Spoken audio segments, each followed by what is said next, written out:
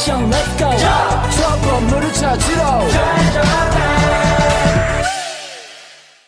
Halo semua, perkenalkan kami dari kelompok 3K Pemimpinan. Di sini kami sedang melakukan sebuah proyek yang ada di SMA Negeri 5 Medan.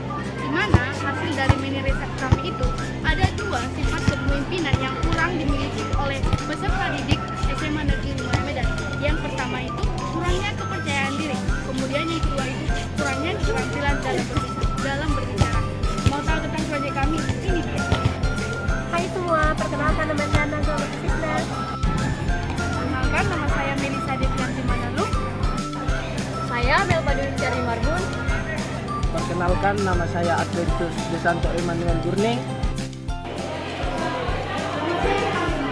Jadi dari hasil penjelasan kami kepada teman-teman tentang sifat kepemimpinan apa yang kurang teman-teman miliki, maka dapat kami simpulkan ada dua hal yang teman-teman kurang miliki atau kurang mampu. Yang pertama itu adalah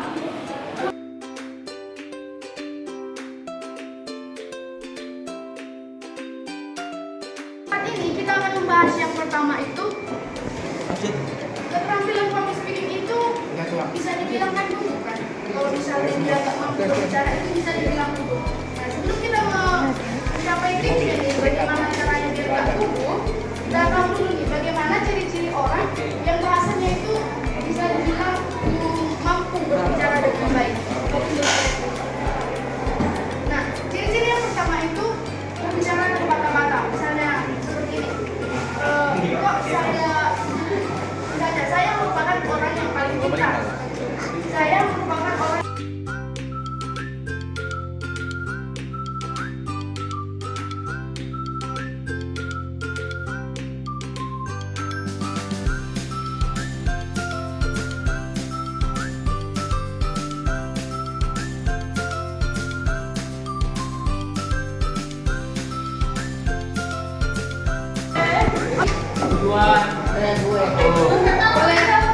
boleh disebutkan? Satu, berbicara tepat-tepat sama jaga kebersihan. Itu aja. Semuanya dia katanya. Semuanya juga. Kakak akan menjelaskan beberapa tips untuk mengurangi gugup dalam berbicara. Yang pertama itu adalah membuat karikatur pendengar. Apa itu Kak, membuat karikatur pendengar? Nah, misalnya Kakak bicara di sini, Kakak akan berpikiran bahwa kalian bukan menilai Kakak, tetapi kalian mendengarkan apa yang saya sampaikan. Paham sampai sini? Oke. Kalian jangan berpikir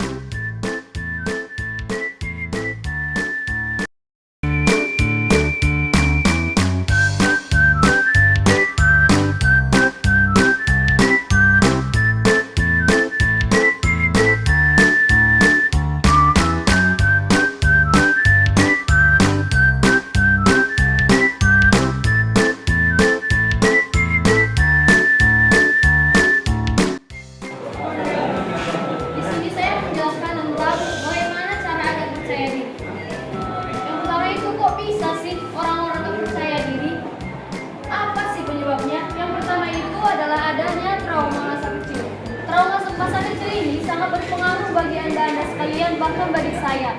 Ketika kita dibentak pas kecil itu, ingatan kita itu akan merekam jelas.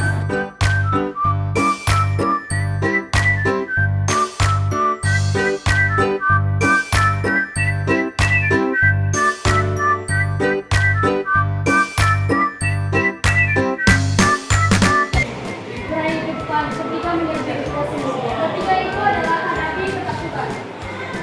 Ketika kita merasa takut di dalam diri kita pasti langsung mendekat.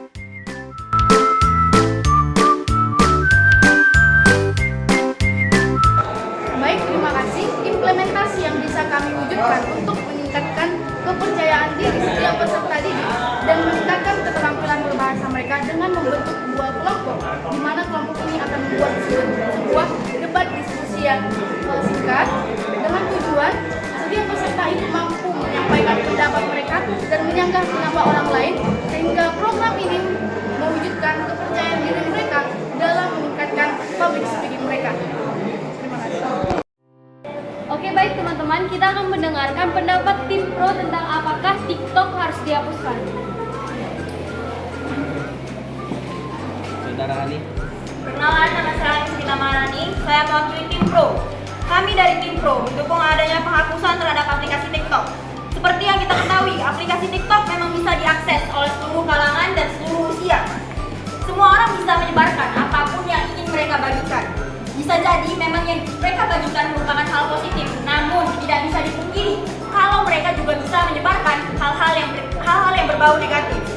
Jika dilihat, memang TikTok lebih berguna sebagai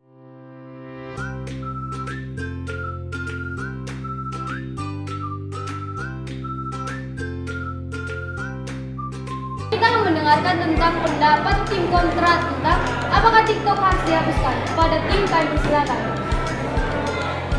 Saya perwakilan dari tim kami bernama Edgar. Kami menolak dan menentang opini tentang saudara ini yang dimana menyatakan bahwa TikTok dapat dijadikan sebagai ladang menebar kebencian, penistaan agama dan pornografi. Karena dimana kami jelas-jelas mendukung hadirnya TikTok di kehidupan kita masing-masing. Yang dimana TikTok dapat kita jadikan sebagai sarana hiburan. Yang kedua, dapat kita jadikan sebagai ladang untuk mencari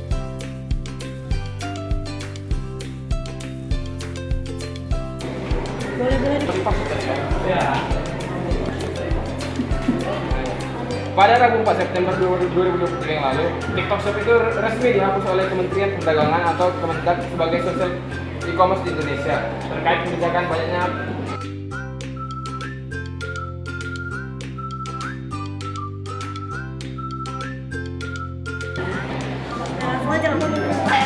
saya Katarin, saya dari tim kontra ingin menyangka dapat dari pangeran.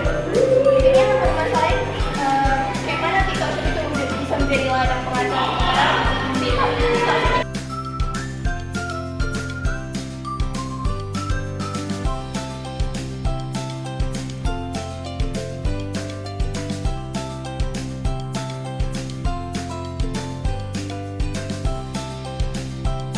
itu juga jualan di TikTok, bukan hanya merugikan UMKM saja. Terima kasih Pangeran.